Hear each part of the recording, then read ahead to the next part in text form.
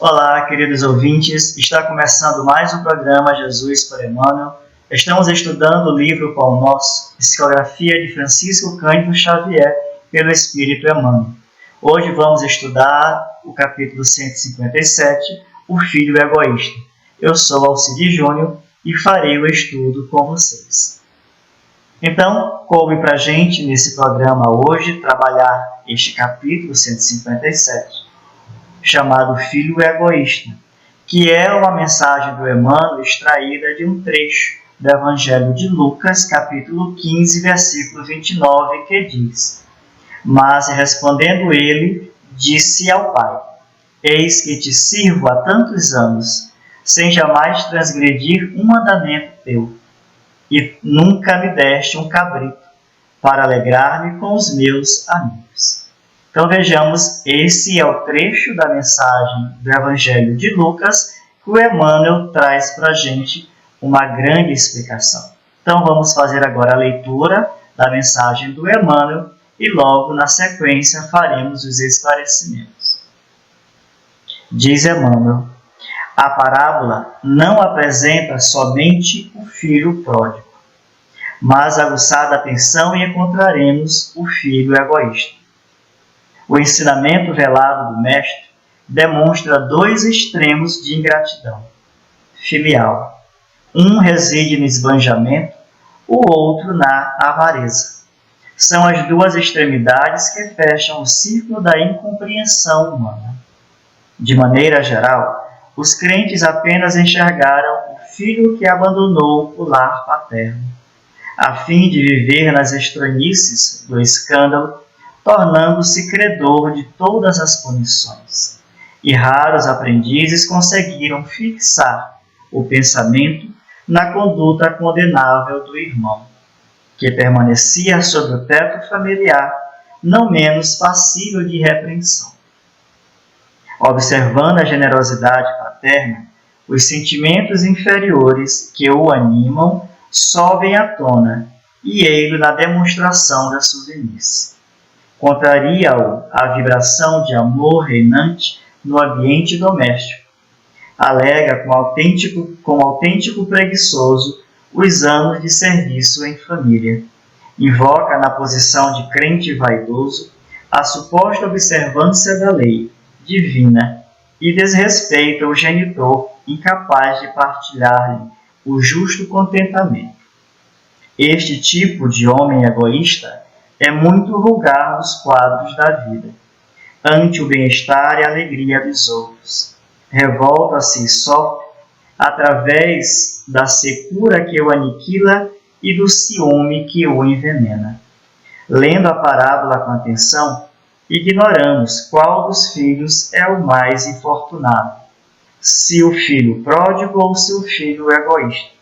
Mas atrevemo-nos a crer na imensa infelicidade do segundo, porque o primeiro já possuía a bênção do remorso em seu favor.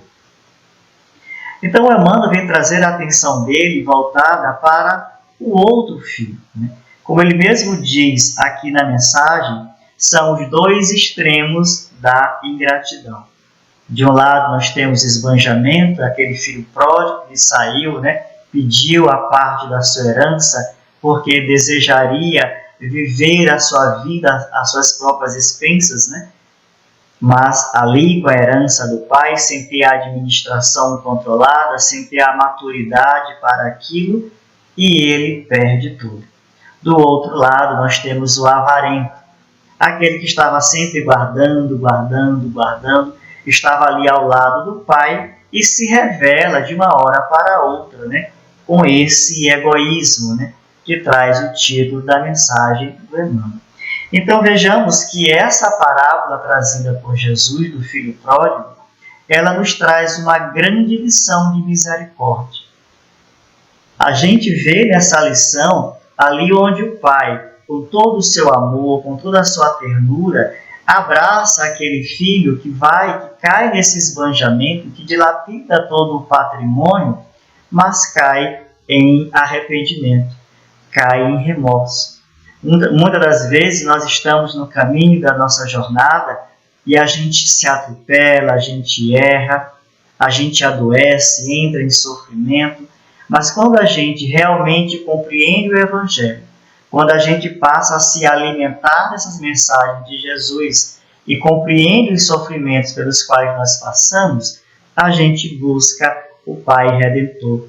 A gente busca a aliança com Jesus, a compreensão, e apresentamos o nosso coração cheio de remorso, cheio de arrependimento, e aí a graça vem para o nosso contentamento. E exatamente, voltando a ideia para essa parábola, é que o Emmanuel traz para a gente, porque ela nos encanta de alguma forma, mas ela nos encanta do lado onde nós vimos esse irmão esbanjador. O filho pródigo, né? A gente vê aí muito mais o lado afetivo quebrado, porque ele rompe com a paternidade, né? Ele rompe com o pai e sai perdido no mundo. A gente reconhece esse lado, mas a gente pouco compreende que ele foi, sofreu, passou pelas vicissitudes, passou pelas humilhações, como nos conta a própria parábola, e ele entra no arrependimento e volta. Muitos de nós ainda está como aquele outro irmão, que não reconhece ele pelo arrependimento. Ficamos muitas das vezes martirizando e responsabilizando aquele filho porque ele quebrou, de certa forma, o amor que o pai tinha por ele. Então vejam como o nosso coração ainda é muito endurecido para a gente poder visualizar o outro lado da moeda. E é isso que o Emmanuel vem trazer para a gente. O Emmanuel não vem aqui ressaltar a proeza do filho pródigo, porque, como a própria mensagem lá no final diz, ele já tem a bênção do remorso.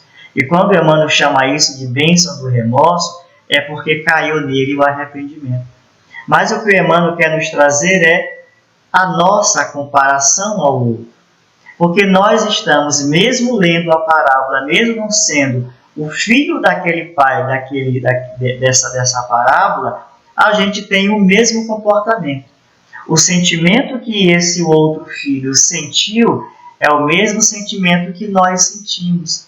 E por que não deu a parte para aquele outro? Por que nunca matou um boi cevado para o outro filho que sempre esteve ali? Nós muitas das vezes estamos nos comportando dessa forma e cobramos dos nossos pais essa atenção, essa valorização. Porque nós somos, no fundo, muito egoísta, como esse filho pródigo, né? Então ele coloca que a parábola não apresenta somente esse filho pródigo, mas nos apresenta esse filho egoísta, para a gente tentar ver a parábola exatamente como ela nos apresenta, em todas as suas nuances, que a gente precisa aprender. Então ele coloca lá os dois extremos, né? Em que extremo nós estamos situados? Nós estamos esbanjando o patrimônio do pai, porque tudo que está à nossa disposição é o patrimônio de Deus que está nas nossas mãos, aos nossos cuidados, para nos conduzir à elevação espiritual. Do outro lado, nós pouco gastamos, porque nos tornamos avarentos. É igual a parábola dos talentos, né? De um lado, nós multiplicamos os talentos, do outro lado, nós enterramos os talentos. Jesus sempre nos apresenta esses extremos para a nossa compreensão da vida melhor aqui na Terra. Então, ele diz que, de maneira geral, os crentes só enxergam aquele que abandonou o lar paterno. E raros conseguem fixar o pensamento na conduta do outro irmão. Poucos de nós conseguem observar que aquele irmão que ficou, que parece que obedecia constantemente, porque nós sabemos, pelo que nos traz o Evangelho segundo o Espiritismo, lá na mensagem do Lázaro, né, que a obediência é o consentimento da razão. E muitas das vezes nós estamos contradizendo esse sentimento. Nós obedecemos muito mais por dever do que por compreender que é necessário estabelecer e atender aquela hierarquia dentro do núcleo social ou familiar que nós nos encontramos. Então a gente se comporta muito daquela forma. Nós somos obedientes porque precisamos ser e não porque acreditamos ser obedientes. E a mensagem ela está centrada exatamente nesse viés para abrir os nossos olhos, né? E aí ele diz que quando nós somos tocados por alguma razão, por algum sentimento, como ele diz, inferiores que o animam, né, e sobem à tona, a gente revela quem nós somos. Por isso, Santo Agostinho pede para que cada um de nós possa se conhecer profundamente, para a gente poder, num momento como esse, nos policiarmos e aprender exatamente com a oportunidade do ensinamento. Então, estamos ali, acomodados com o Pai, servindo, sendo obedientes, mas quando aquele irmão que resolveu pedir a sua herança e vem para cá, e ele é acolhido, o que desperta em nós? Aquele sentimento lá do fundo que nós não conseguimos identificar no dia a dia, ele vem à tona.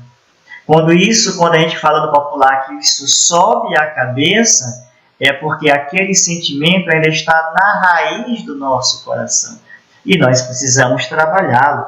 Por isso ele diz, sobe à tona. Então, a melhor maneira que a gente tem de conhecer a nós mesmos é estarmos diante de situações onde ela exige da gente um comportamento tal qual a gente precisa exercitar naquele momento. E a gente se desconhece. E a gente acaba fazendo a grande demonstração de qual é o verdadeiro homem que está no nosso coração.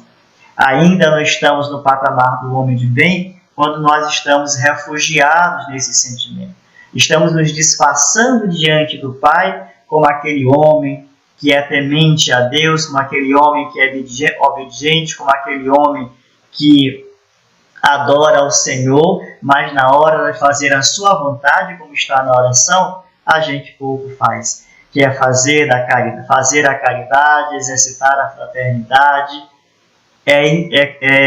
aprender daqueles sentimentos que Jesus trouxe para o nosso ensinamento, que é o amor universal, o amor que espraia para todos os lados. Não compreendemos isso ainda. Então ele diz, contraria a vibração de amor reinante no ambiente doméstico. A gente está cobrando muito do pai e da mãe aquele sentimento que eles têm um pouco diferenciado do nosso. A gente não consegue compreender que são formas diferentes de amar. A gente quer a atenção absoluta. E ainda mais quando a gente consegue apontar um erro, um defeito naquele irmão, a gente acaba sendo esse irmão egoísta da parábola. Aquele que sempre esteve debaixo do teto, mas que o seu verdadeiro sentimento ainda não era o consentimento do coração, que é a resignação. Não estamos resignados ainda, nós acabamos nos ofendendo com tudo aquilo que fere verdadeiramente os nossos sentimentos, né? Então, o que mais que a gente pode trazer da mensagem do Emmanuel? Alega-o como autêntico preguiçoso. Veja, então, quando ele faz essa cobrança ao pai, ele está se portando como sendo preguiçoso. Anos de serviço fazendo a mesma coisa. Ele nunca conseguiu fazer algo diferente, oferecer um resultado diferente ao pai, porque ele fazia sempre a mesma lição. Não que isso seja errado, mas que não se criou em cima daquela situação. Não se multiplicou os talentos em cima daquela administração onde nós estamos sentados. É por isso que o Emmanuel chama ele de autêntico preguiçoso, porque não conseguiu criar. Não que o outro tivesse criado alguma coisa equivocada, porque o outro tentou acertar, dilapidou e voltou. Não é que ele tivesse reconhecido que deveria ficar sempre debaixo do pai porque passou mal, mas ele aprendeu com a lição e ele retorna. E quando nós aprendemos a lição, é aí que Deus nos abraça, porque já aprendemos com as dores de cabeça que nós sentimos no mundo. Invoca a posição de crente vaidoso, né? Ora, sou eu que sempre fiz a tua vontade. Fazendo a aferição a Deus, será que nós estamos realmente fazendo a vontade do Pai Celeste? Assim como aquele irmão estava fazendo a vontade do Pai que estava ali, porque ele não aprendeu da lição. Ele apenas estava negando o sentimento da obediência. Porque se ele tivesse aprendido verdadeiramente a reconhecer a atenção do Pai e se sentir aquele que já estava salvo, ele não entraria em repúdio com aquele irmão que veio, talvez, na ideia dele, buscar um pedaço do que ainda tinha para ele dilapidar. A gente está sempre condenando e julgando para a eternidade. E a parábola do filho pródigo, ele nos deixa isso muito claro, que não há punição eterna, que não há condenação punitiva, definitiva para o homem. Basta que a gente aprenda com a lição, com os nossos erros, a gente volta e as portas dos céus se abrem. O reino dos céus passam a ser novamente a nossa herança, aquela herança que é destinada a todos nós. Então, o nosso cuidado muito grande quando a gente condenar o filho pródigo e esquecer exatamente do sentimento que está envolvido nesse filho egoísta. Nós podemos ver ali com um outro exemplo, quando a gente vê Salomé, mãe de Tiago e João, quando ela vai pedir ali para Jesus que assente os seus filhos do lado esquerdo e do direito. Ora, e os outros 12 apóstolos não estariam ali também necessitados desse mesmo assento? Mas ela, no seu pensamento egoísta, que aparentemente não está apresentado ali para muitos, o que ela está pedindo? Ela está pedindo prioridade. Ela não está querendo que cada um possa seguir o seu caminho e fazer a sua construção. Então, meus amigos, essa foi a nossa contribuição para o programa de hoje. Nós vamos, no próximo programa, estudar o capítulo 158, chamado Governo Interno, aqui na web rádio divulgar.net. Muita paz.